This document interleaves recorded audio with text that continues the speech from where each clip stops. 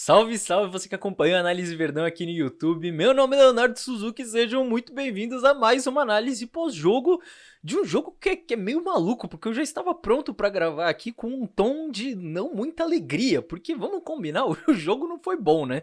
A atuação do Palmeiras de uma maneira geral não foi boa, acho que tem muitos motivos que a gente pode destrinchar aqui para entender o porquê, mas acabou saindo melhor do que encomenda, porque o Palmeiras vence o Cruzeiro no Allianz Parque e conquista os 3 pontos, que eu acho que a essa altura do campeonato acaba sendo o mais importante de tudo.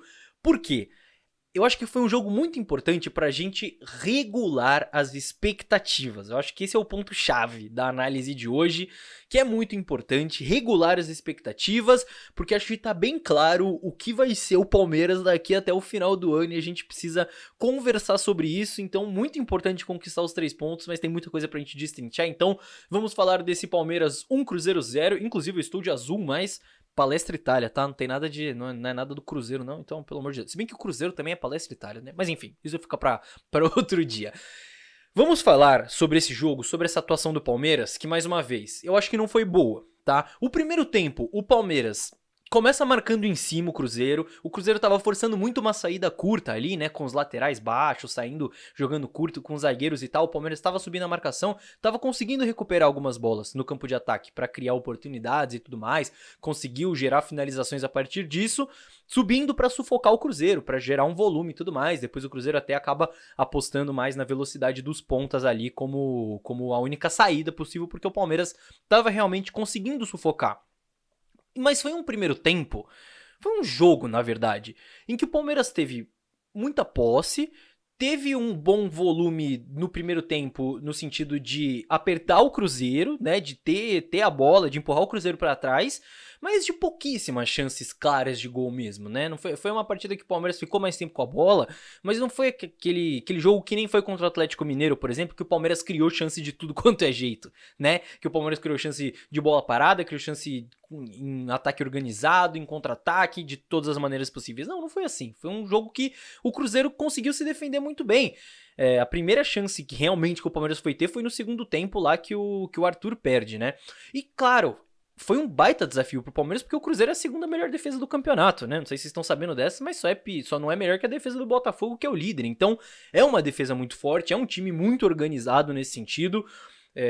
Inclusive, acho que o Pepa tá fazendo um milagre lá no Cruzeiro, o treinador do Cruzeiro lá, porque, olha, olhando individualmente assim, portanto que o time é organizado, realmente é um baita trabalho. Mas enfim, foi um baita desafio pro Palmeiras enfrentar essa defesa do Cruzeiro. E não conseguiu criar, né? Venceu o jogo, conseguiu fazer o gol, mas de uma maneira geral não criou muitas grandes chances.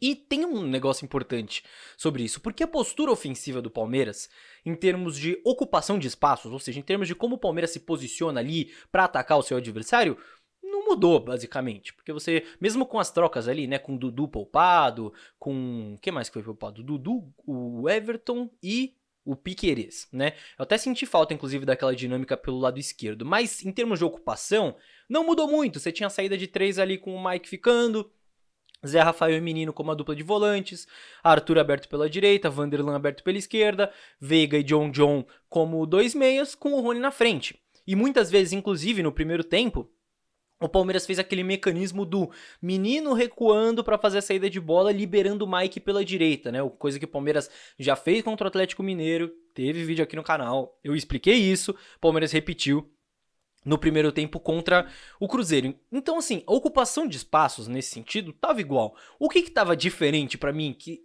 fica muito claro, a energia, gente, a energia tava diferente. E eu não tô nem falando de energia física, de tipo, correr o suficiente, não.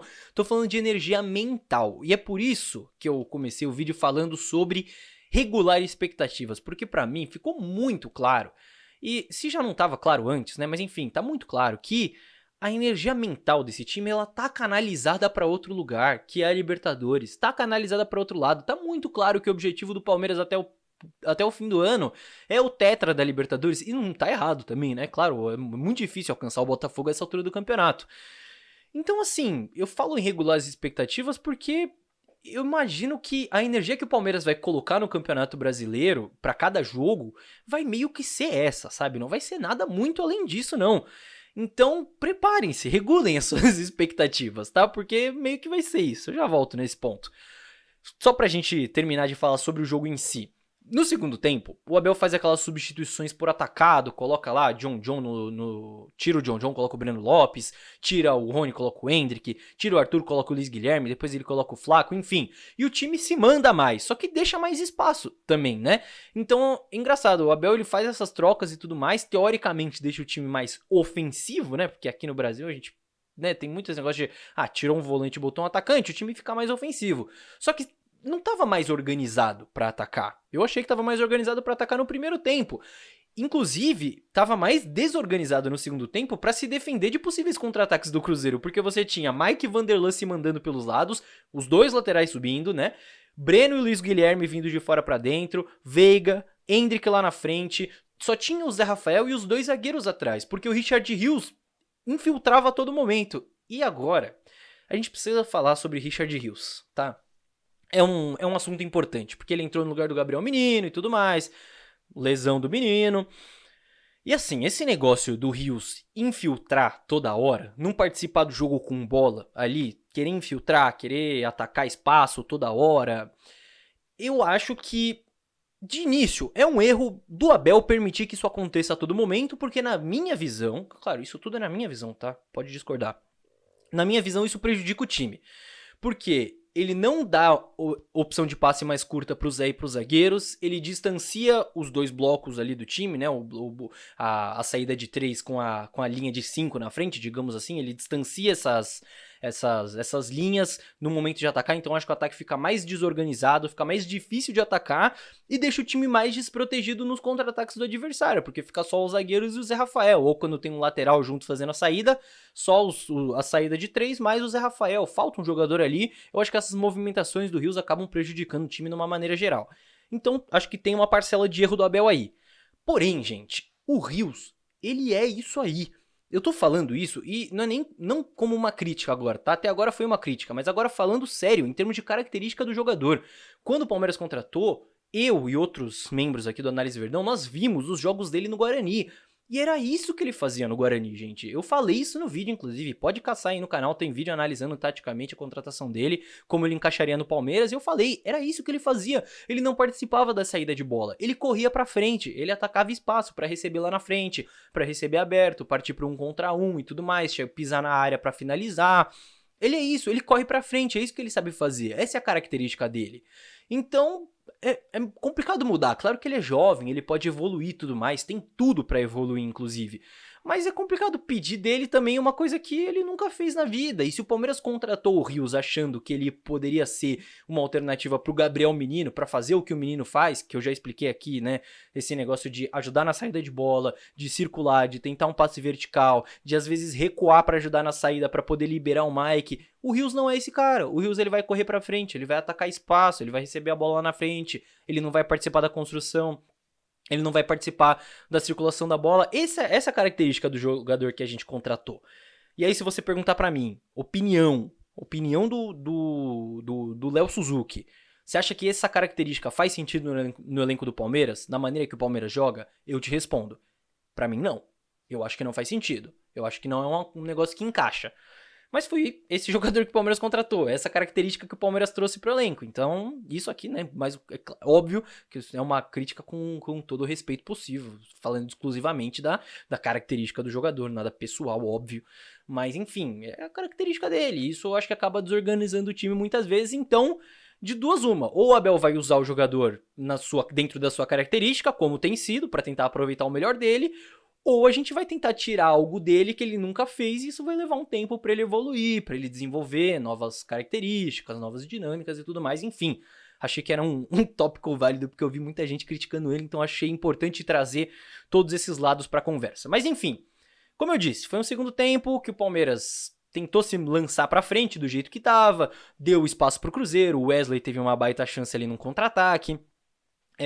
Atacando, né, como eu disse, não foi da maneira mais organizada possível, mas conseguiu criar ali com um chute de fora da área, uma jogada individual, um Luiz Guilherme, cruzamentos e tal, e acaba matando o jogo ali na bola parada, né, na última bola do jogo, com o Flaco Lopes que acabou entrando, que acaba sendo uma carta na manga do Palmeiras essa bola parada pra destravar as partidas, né? Eu, honestamente, não tava muito esperançoso de que ia sair um gol, mas saiu na melhor hora possível.